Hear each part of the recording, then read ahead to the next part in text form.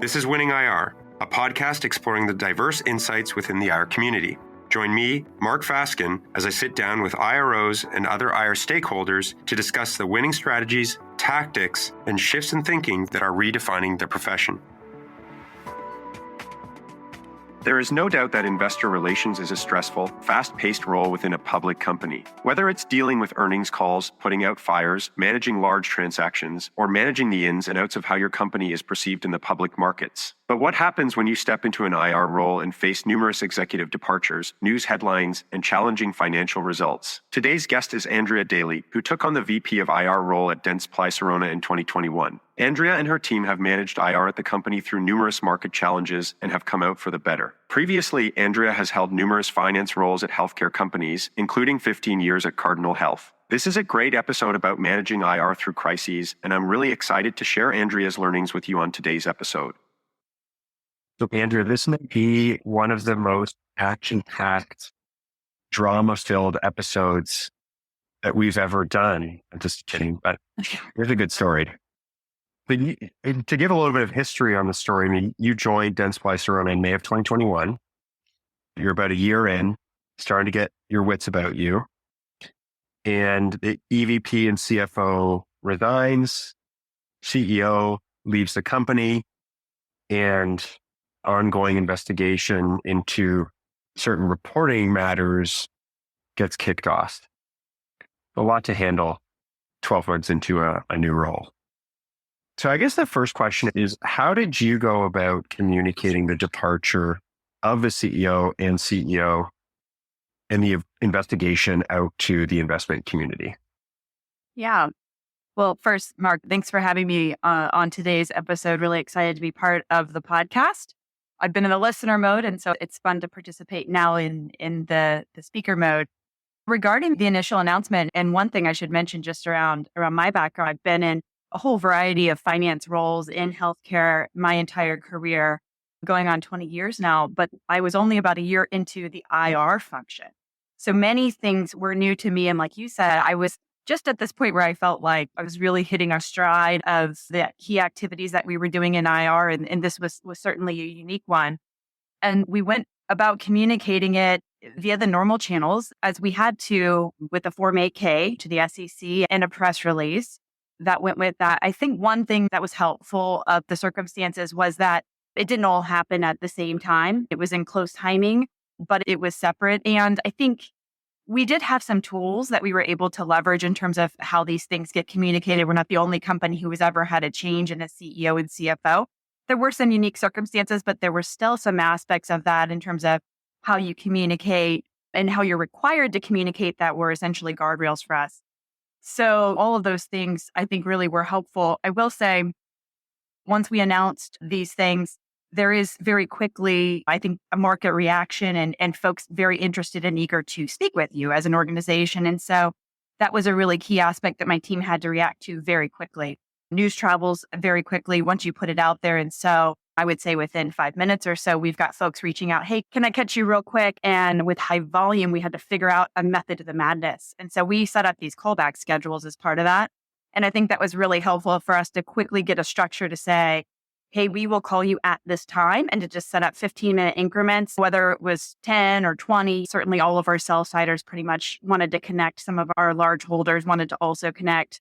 Again, happened in fairly short order, and within an hour or two, we were pretty much done with that, but there was a flurry of activity that happened. So after doing that the first time with our CFO announcement, we were very well prepared for that for the second announcement. And I think having some of that additional structure in terms of how we were going to handle inbound was very helpful for us. That's great. And so in addition to that, what were some of the sort of partners or groups that you pulled in to sort of help in that communication? And what were some of the steps you took? I mean, you talked about the callback schedule and everything, but like, how did you decide on what you were going to say and how you were going to position it? Mm-hmm. Yeah, and I think these types of announcements are really important to be prepared for. And so certainly we had a well-prepared set of talking points, a Q&A document as we think about what would investor questions be and try to make sure we've got a very good set of concise talking points. Again, these callbacks were very quick. So we needed to be really concise in what we said. And we needed to make sure that we were consistent in what we said. And so I think things like that are very helpful to be prepared for on the front end. The other thing that I think is really important is the tight partnership inside the organization with our public relations and communications team, with our legal team. We kind of work hand in hand with those teams all the time, our SEC reporting team because of the 8K filings. But I would say with the PR and communications team and the legal team in particular, as we thought about this message not only goes externally, but it's also impactful inside the organization. And so how do we think about the messaging that we share outside and inside the organization?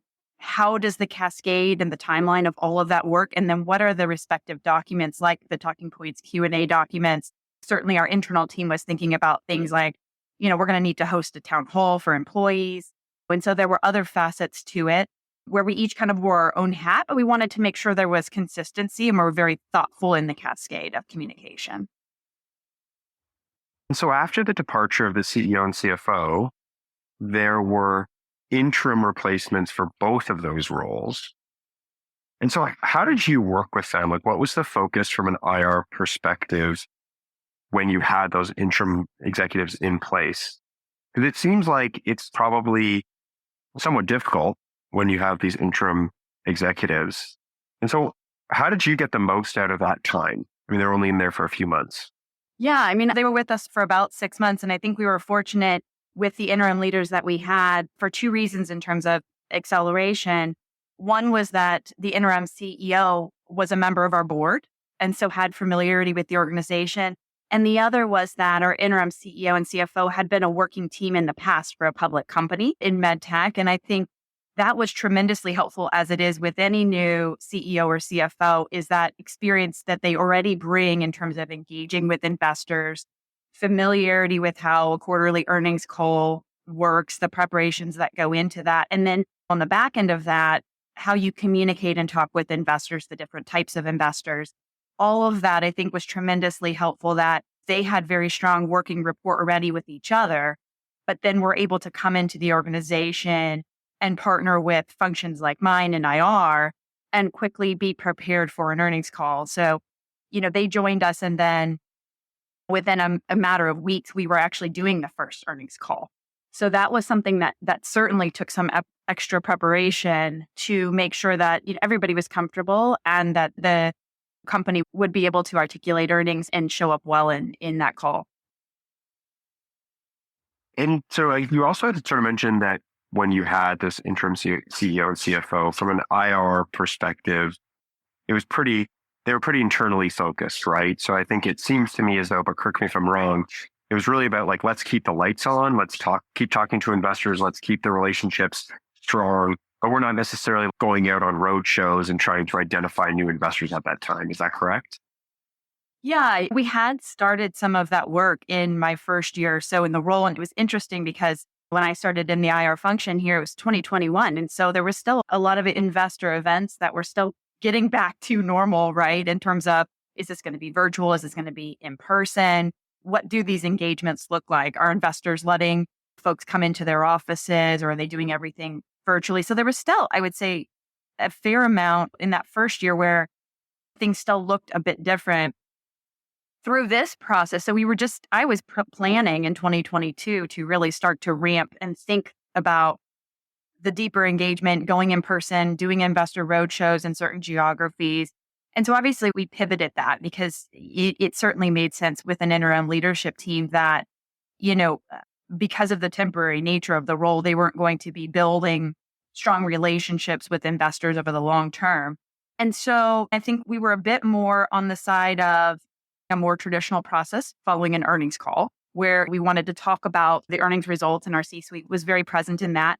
I would say sell-side relationships were largely maintained by the IR team. We knew the sell-side analysts and their teams prior to. We engaged with them throughout the transitions. And so we were the point of commonality and consistency through that. So historically prior and now with our new leadership team, sell-side analysts and our buy-siders and even targets are all very interested in getting to know the leadership team. But I think given the temporary nature, it was a little bit more on an as request basis. So do you find that that changed the role of IR within the company because you became sort of the front line? Did the relationships change over time? Yeah, I mean, I not entirely. I think it was important for IR to be fairly consistent, and we weren't going to not engage with sell siders or buy siders. We wanted to be that representative. We certainly continue that to the extent that we could. We continue to plan where we could. I think we had to be, it was more difficult to be as proactive as we would in a typical year because of the timing of things. And so I would say we were a bit more reactive, or we would plan for things in more short order versus this year. We were working on the calendar right from the start of the year, looking at a 12-month period. There it was, we were really looking kind of quarter to quarter, or taking requests and calls as needed. That's great. And so you get through the 6-month period. Fortunately, you find a new full-time CEO and CFO to come on board. Things are maybe starting to get a little bit back to normal. How did you onboard the new management team, like the new CEO and CFO? Was it the same process that you followed with the interim team members? Like, what did you learn through that process in terms of how you can quickly onboard the CEO and CFO as it relates to the IR program? Yeah, I think there were some learnings in terms of preparedness for an earnings cycle with the new leadership team that we did carry forward from when we had our interim leaders to when we got the new permanent CEO, CFO in place. So I think that was tremendously helpful. How much time do we need? What is available to share with them? We were able to do a lot of that. I think repeat that process of onboarding, and that part was helpful. It was quite different though in the terms of how we wanted to go out and introduce the new CEO and CFO who joined us in fairly short order. So there was about a 2-week or so period of time in between. So we did do each one individually, but we followed a more formal process of introducing them to the investment community. We certainly had some additional activities that followed with the new leadership team that we didn't necessarily do with the interim team.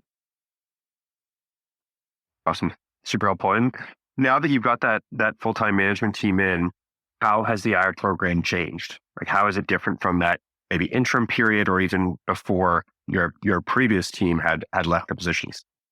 Yeah, I would say it's been really nice to be able to be proactive and really think about the outreach that we can do with our program.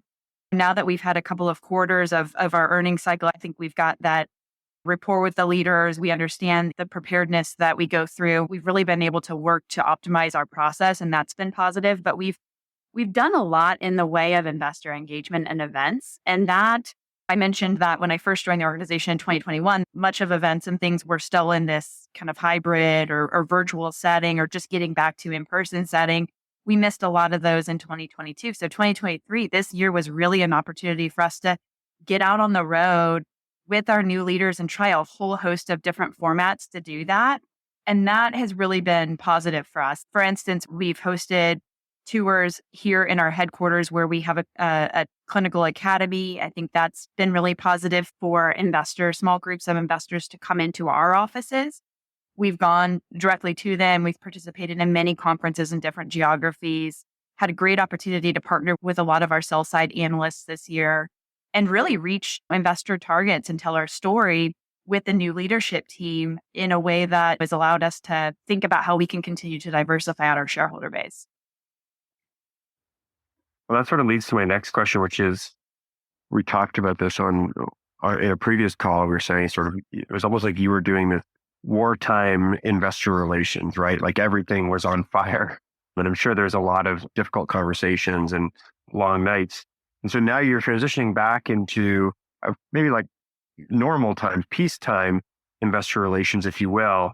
What's that change been like? Like what's different? I mean, you mentioned, you now have the opportunity to do sort of more creative things and try different formats and do more marketing. Are there other things that you find are different or learnings that you would share? Mm-hmm. Yeah, absolutely. I mean, for me personally, I always operate better in a proactive versus reactive manner. I will say that having gone through that period of time, I think we really formulated stronger bonds as a team. And are pretty resilient now. We can react and we can react quickly. And even if it's something we haven't encountered before, we know that there's a means to get through that. And so I think even just thinking about some of the different type of supporting resources that we have, if we need to react quickly to something, I feel much more confident in what those are. And so I think that's a positive and a learning and a skill that's built out of that. But I love the opportunity to think and build things proactively, to have some degree, and there's never full predictability in IR. Every single day could be something different. But overall, being able to set a calendar for a 12-month period, even to pencil it in, I think is tremendously helpful. And it just allows us the opportunity to, like you said, think creatively. What else? Where should we go deeper? Where should we tell our story better? So I love the opportunity to really think about, it's not just a rinse and repeat, but it's like this continuous improvement and what else. And when you're in that peacetime, I think you can see those things a lot more clearly, or you just have the bandwidth, the capacity to be able to take on some of those things. Yeah, I think that's a great point. And I mean, I think that a lot of people who are listening to this podcast, many of the people are sort of newer to IR. I mean, it's pretty crazy that you went through this whole situation with really a year of investor relations experience under your belt. A lot of what you're experiencing is sort of for the first time, right? Like you said, like your first earnings call, and obviously having your first sort of interim CEO and CFO. So what were some of the resources that you leaned on to figure out how to navigate this situation? Because I think that a lot of people in our community, it's like there isn't necessarily a university course on investor relations, and we've got certification programs and stuff. But what were some of the people and resources you leaned on to figure some of these things out? Yeah, absolutely. Well, I do think, like we talked about with announcing a C-suite change, there are other organizations that have done it. I think one of the things that's been tremendously helpful to me, not just in that year, but overall in my time at IR, is just the network of other IR professionals and the importance of building that and being able to see other examples of how a company did something like introduce a new CEO or CFO. And in fact, now that we have that experience, I've shared that with other IROs who are going through a transition, and they'll call and say, hey, we're getting ready to plan and we're thinking about onboarding our new CFO. We already announced our CFO leaving. What were the types of tactics and things that you did to introduce a new C-suite member to the investment community? So I think it's so helpful to think about these scenarios and then be able to share ideas and what worked and what didn't work. So NERI's been a great resource for that. We've also participated over the last few years in things like Ravel has the Intelligence Council. I think being able to look at examples or quickly pull things down, I think has been tremendously helpful. And then we, in that period of time, have even had external partners. So when we think about PR or crisis communication type stuff, there are advisory firms out there that live in crisis day in and day out. And so I think just have a playbook for how some of those things work. And then internally, we have folks that had similar experiences. I have a person on my team who did IR in another organization and had gone through a C-suite change. So every time you may go through this, it may look a little bit different, but at the same time, there are some things that can be learned from past experiences and leveraged. I think all of those things externally and internally were helpful. Awesome. And because of this podcast, you may be getting some emails or nearing messages on how to navigate this type of situation now. So I guess sort of for my last question, I mean, there's so much, I'm sure there's a lot that you learned from going through this process, as you mentioned about IR and how to introduce executives to the investment community and how do you just figure some of these things out and be proactive. What is your biggest takeaway from this experience? Yeah, it's hard to pinpoint, I think, just one biggest takeaway, but one thing I've definitely reflected on, and I think there are so many applications to this, is just the importance sometimes of showing up. I think there was periods of time where that was difficult because it's nice to have all the answers, but the reality is in IR, sometimes you either don't have all the answers or you can't share all of the answers. And that's really important to understand.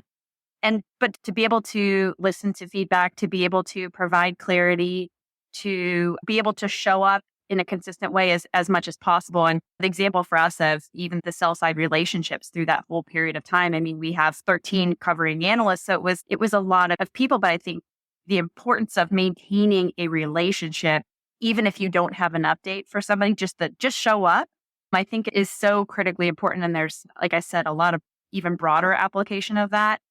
And then I think the other thing that I feel really positive about now is the being able to surround yourself with good partners and teams in times where you need to react quickly or it's uncharted. And perhaps you've seen a sliver of that situation or have an experience and someone else does. And I think about kind of the triangle in our organization between PR, communications, our legal function, and IR. It's so important to have those internal partners that you work really well with, as well as where you have advisory or external partners to be able to surround yourself with really good people so that you can get to the best possible result quickly. And so I think all of that was really positive. I could describe it as we were in the trenches together. And so it really, I think, fostered strong and trusting relationships amongst us. That's great, Andrea. This has been so helpful. It's a super interesting story, lots of useful insights. So thank you for your time. Thanks so much for having me, Mark.